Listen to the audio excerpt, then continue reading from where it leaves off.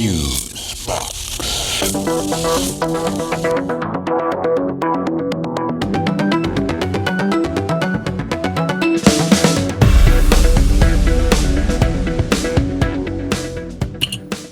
Okay, this is Fusebox number 202. Feels like rain. And you had better get a bigger umbrella. Yeah, it's looking nasty outside. Now, I do love the matching brown shirts, though. Yeah. Well, hello, friends, and welcome in to this, the 202nd edition of Fusebox, lovingly entitled Feels Like Rain. And, Spell check on aisle 4. Spell check on aisle 4. You're gonna need a really big mop for that mess. sadly, yeah. So, welcome in. I'm your theme song in search of a sitcom host, Marc Rose, and over there, the always ready for a rumble, as long as it's at 80 cycles or less, the Viscount of Volume Attenuation, Milt Keynes, everybody. Well, thank you kindly. You know, I gotta say, wow, damn it, Carl. Jesus. What the hell is going on in there, man? Sorry. Well, Carl, my fallopian racing hamster, he tipped over the wheel of misfortune in here, so he... What do you mean? He was loose in there? I mean, Well, he was just fine a minute ago. He was chewing on some celery that I brought along and, filling his cheeks up like they do. And yeah. Something spooked him. And he ran off the table there and tipped the damn wheel of misfortune on its ass. Well, please tell me it's fine, because we have a use for that later, right? Oh, yeah, it's fine. Spatula looks good, too. Well, good. Oh, man.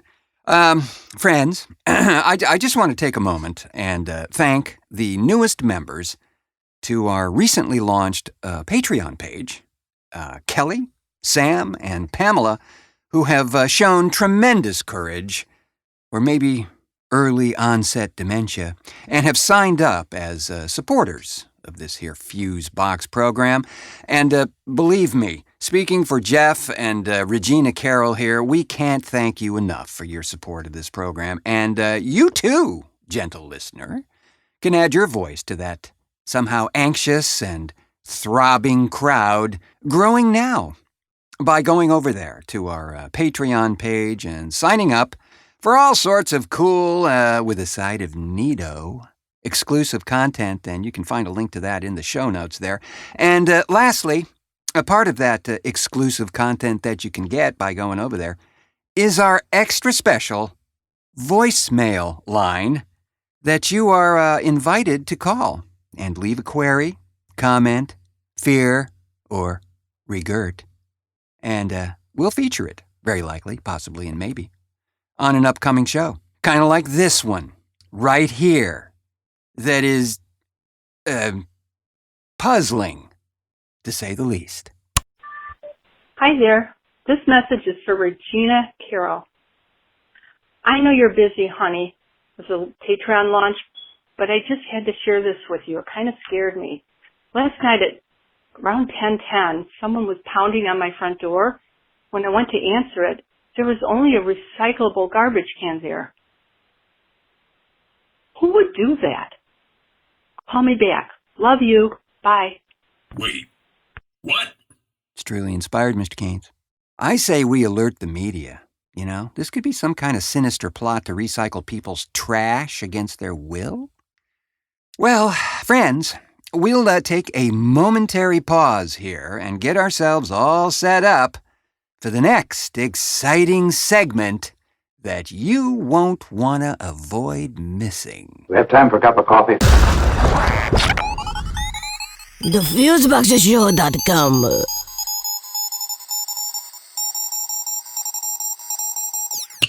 And we are back, bro. And roger that. You know what, folks? We're not going to go political commentary on you for this edition of the program. But there were just a couple of items that I'd like to get on the record if I may. You may. Thank you, Mr. Keynes. I guess we've all seen the last, well, at least for now, of the J6 hearings, yeah? Well, I mean, if you haven't, then maybe you're just afraid of the potential outcome of this thing. Or otherwise busy with the rambunctious tedium of sock drawer day. Or maybe wrangling exotic rodents from behind the washer-dryer combo. Know what I mean? Yeah, I think Carl knows. Well, you know what? We really should check that area for Carl, because all those critters like it back in there for some reason. Reminds them of home? Well, they are very clean. This last hearing that endeavored to show the activity, or in the orange guy's case, inactivity, of the January 6th chaotic storming of the Capitol there, they did a chilling job of it, I gotta say. One might even say sobering. Nah, no, I was into my third Negroni by its end there, yeah. Yeah, it was intense. I mean, you know what? No matter how many times I see it, those images of folks bursting into the rotunda there and just tearing the place apart for all intents and purposes, it just makes me feel like I kind of need a shower, you know? I hear you. I gotta say, though, the thing that had me rolling on the damn floor was that clip of Josh Hawley, who just a short time before this, he'd done that raised fist salute to those idiots outside of the Capitol. Then in this clip, seeing him sprinting like his ass was on fire for the exit, because those comrades of his were about to make shit real for that bozo. Well, I think the hearing room had a burst of laughter at that clip as well. It was preposterous, and in a way, rather synonymous with the whole radical right supporting this ridiculous idea about stolen elections in the first place. It's all a rancid and sort of cheap and a little tawdry on the side display, friends, putting on what is tantamount to a puppet show for their respected political bases. Yeah, and the orange one, he couldn't even say the election was over. In that clip of him trying poorly to tell his minions to go the hell home. Oh, yeah, that's strange indeed. I think that these last few hearings have definitely been most enlightening. Yeah, not that we needed it. Well, it's all about evidence. It's being able to reconstruct the timeline and the motivations of certain individuals during and even before that time, as we're learning. Well, now, you probably saw that Steve Bannon got convicted of contempt of Congress and failing to produce documents to the committee. Yeah, that was a little perk. But you know what? He's going to appeal that, of course, and like his orange buddy, will try to run out the clock on this thing. I got to tell you something. It's unlikely he'll ever serve an hour in jail because of his, believe it or not, first offense status. What? Yeah, he's as slimy as a rotting cucumber, but hasn't been caught at anything significant. So that carries a certain amount of free pass status, even this contempt thing. Well, holy carp, I thought a guy like that would have all sorts of skeletons rattling in his closet. Well, he probably does. Between him and Roger Stone, it's probably like a graveyard in there. But it won't be useful unless it's really exposed and there's a lot of damning evidence. His business is just lousy with shady deals, but always just a little shy of illegal. Gray, but not illegal. You remember that Build the Wall campaign he was part of? Oh, yeah, the one where they had created a foundation to solicit funds from suckers who thought they were actually going to build this wall around our southern border. Yeah, the same, yeah. Well, that proved to be made of cardboard and was promptly dismantled. And to my knowledge, the foundation and the corporation, all that, was dissolved because of the exposure of certain vague business structures in place. Offshore bank. 6-party checks only payable on the second Tuesday of the week. Yeah, something like that. Yeah. So it goes, friends. We're not by any means done with these hearings. Word has it that they pick up in September with, who knows, what even more damning evidence. Well, I'd say they got enough right now to fill the Titanic. Well, good. And perhaps the orange guy would like a cabin up front. And now, the moment no one has been waiting for. Yes, a sound guests dread almost as much as the sound of Sean Hannity's voice. Straight from a special engagement in Utah, whereupon he was immediately escorted to the border. Ladles and Germans, Milt, Canes, and the Wheel of Misfortune.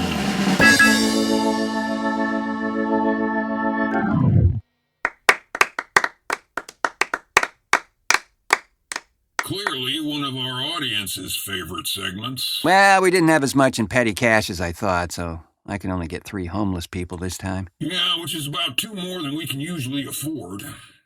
So what's the deal with the petty cash, bro? I mean, you've been dipping into it again to buy more women in prison porn? Let's not reveal personal information, Mr. Keynes, and put that spatula away. You're going to scare off today's guest, okay?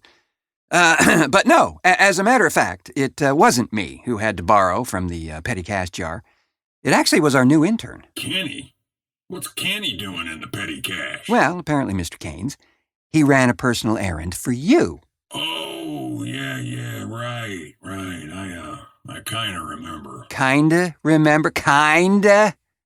I'm surprised you lived, let alone remember anything about that day. Yeah, I know. Bro, I don't know what got into me. I mean... What got into you, Mr. Keynes, was 9 or 12 or 11-teen Chernobyl martinis. Yeah, I ran out of Yoo-hoo. Anyway, it's not my finest hour. Actually, it wasn't your finest 47 seconds when you tried to open that bag of chips with a banana. I did? Where'd I get a banana? Yeah, from the fridge in the break room, and judging by the looks of it, I'd say it'd been in there for a while. Oh, so that's why my pants smelled like a banana the next morning. Weird. Weird doesn't even begin to cover it. But, speaking of weird... Yeah, Kenny, I don't know, dude. You make some strange choices when it comes to interns. Remember that one chick with the crazy eyes? Always wore hippie shit and wrote poetry? There's nothing wrong with poetry. What, some of our good friends, right? Oh. About Lizzie Borden? Dude, that chick wrote poetry about a damn axe murderess. Now, I don't care what you say, bro. That hippie broad was one spooky chick. Well, as far as I know, Kenny doesn't write poetry, so I think we're safe. But, as I was saying, speaking of weird... Once again, it's time to navigate the sometimes choppy, turbulent, deep, darkly deep, and deep dark waters that are the Wheel of Misfortune. And today's very special guest is none other than... Forget it. I am not doing it. No way. Not until he puts that spatula away. Oh, come on. You're no fun. No, you'll be safe. You'll be safe. Trust me. It's okay. It really is. It's his bark is way worse than his bite. I swear to God, I will kick his ass if he comes near me with that thing. I'm serious, Milt, you shit stain. I'll slap you naked and hide your fucking clothes. All right. Seriously, it'll be fine. Even though I'd pay money to see you kick Milt's ass. I really would. Oh, I'll do that for free. Yeah, and I don't doubt it for one damn second. All right, let me get this in. And you talk into this end. Okay. What do I have to do here? Milt? Okay. Oh, God. So now that we're all sort of situated here, please, folks, let's give a great big Fusebox welcome to Suicide Sally. Oh, thanks. I think.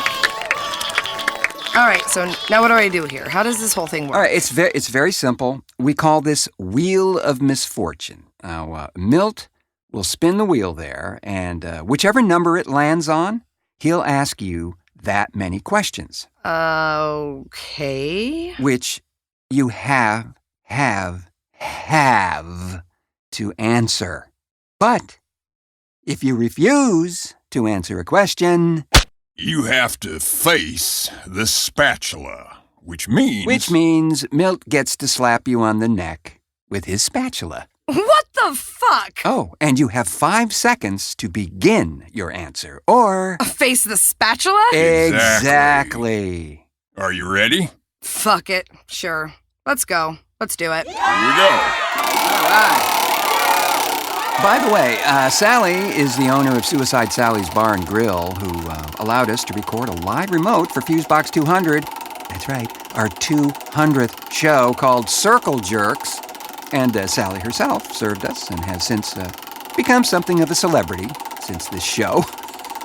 So we had a lot of people write in and tell us how much they not only loved that show, but how much they loved you, Sally. So I should have kicked you all out.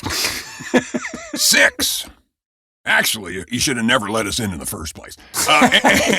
Anyway, the wheel has spoken here. I get to ask you 6 questions on the Wheel of Misfortune, or you must face the spatula. Remember, you have 5 seconds to start your answer. All right? You ready? I guess. Why did I agree to do this? That's the spirit. Okay, question 1. How did you get the nickname Suicide Sally? Oh, well, that's easy.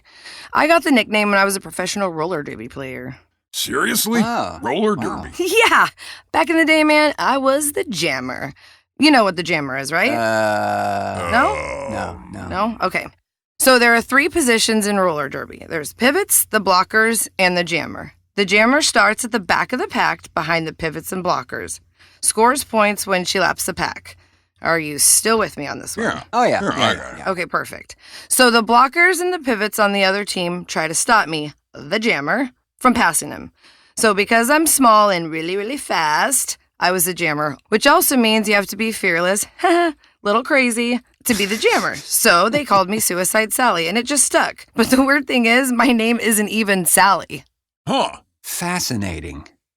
Yeah, I remember watching the roller derby as a kid. Yeah, me too, bro. I mean, that's way cool, Sally. What was the name of the team you played for? Well, there were a couple of them.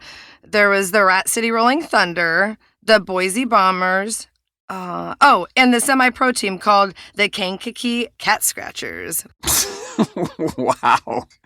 And that's why I'd put my money on you in a fair fight with Milt. Or an unfair fight, bro.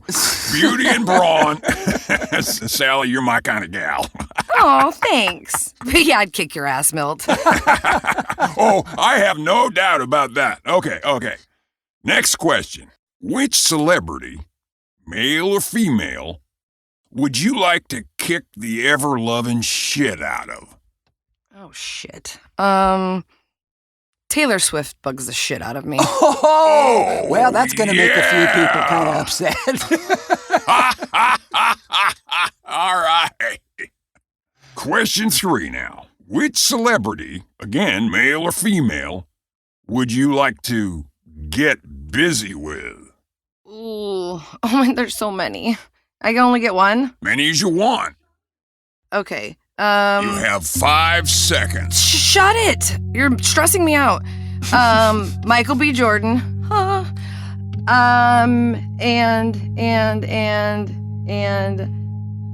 Channing Tatum. Oh, for sure, Channing Tatum. Yeah. Awesome. Good job. Good deal. Excellent. All righty. Question 4. Now, if you were a superhero, What would your superpower be? Oh, shit. I'm kind of already a superhero, actually. Yeah, we know that about you. Yeah. Well, I'm really nosy, so I would want to be invisible because then I could go around to everybody whenever I wanted. They wouldn't know. Totally get to listen to them. When they talk shit about me, I can so passively aggressively use it against them. That's a perfect Nice. That's a superpower you can get behind. Question 5. What's the weirdest thing you ever put in your mouth? Oh, I don't think we should answer that. You have 5 seconds. Shush. You're stressing me out. I put a lot of things in my mouth. It's a problem. 2 seconds. Well, I'm super, terrified of insects and bugs and all that. It was one of those weird things where you go into those, candy gift shops, and you can buy all this weird stuff. And I swear to God, I did not see the huge maggot in the middle of the fucking clear sucker. How do you not see it? I'm only blaming it on vodka. It had to be vodka's fault. Holy carp. Wow. That may just be the best answer we've had on this. Really? Yeah, for Oh. sure. Yeah. Okay, good. All right, question 6. If you could chill with someone famous, living or dead, who would it be and why? Okay, I'm not gonna look at you because you're stressing me out. Now I can't think. So, You have 5 seconds. hold on. Oh my gosh, I'm gonna get hit. Let me say something. Does it have to be famous? No, can be anybody. Whatever you want. Oh, well, can I give a really cheesy answer? Well, some people might not think it's cheesy. Sure, go for it.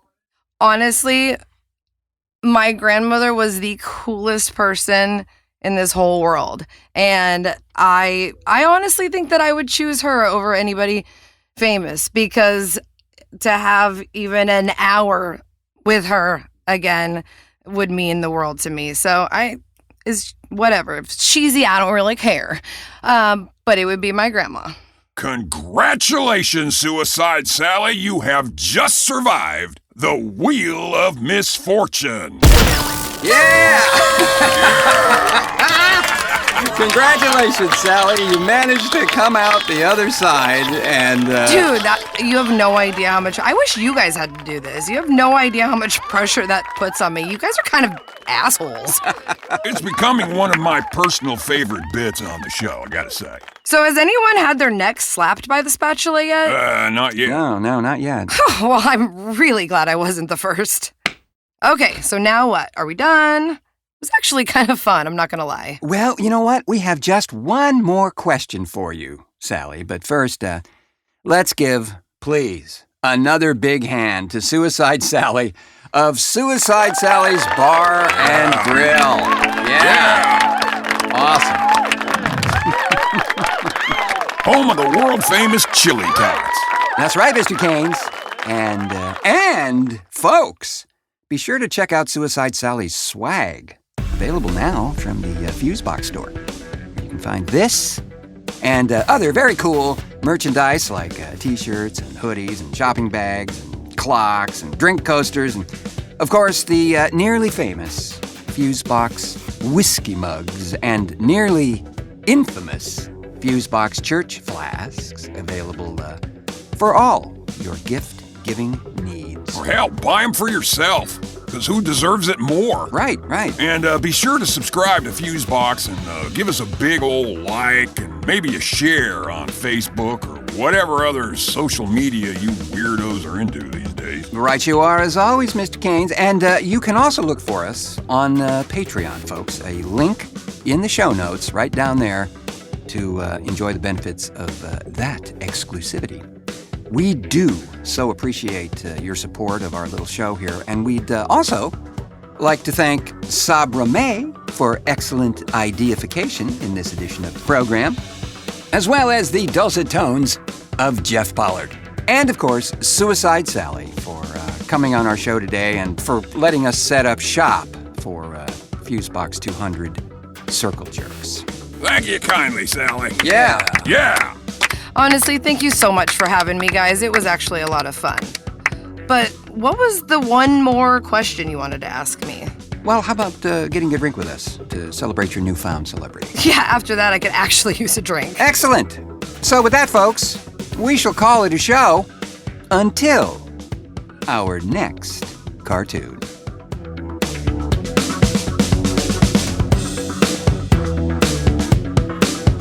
Fusebox has not been sponsored by your mother, the used car lot that burned down last week, Suicide Sally's Bar and Grill, our chili tots are to die for, the car wash place, no, not that one, the other one, and by E-Larceny. If love is a crime, we'll lock you up and throw away the key. I'm Spaz Dazzler, asking your forgiveness, yet begging that you tune in next week to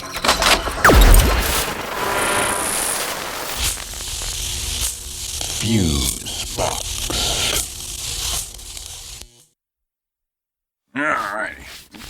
Oh, that was great. Thanks. Thanks so much again.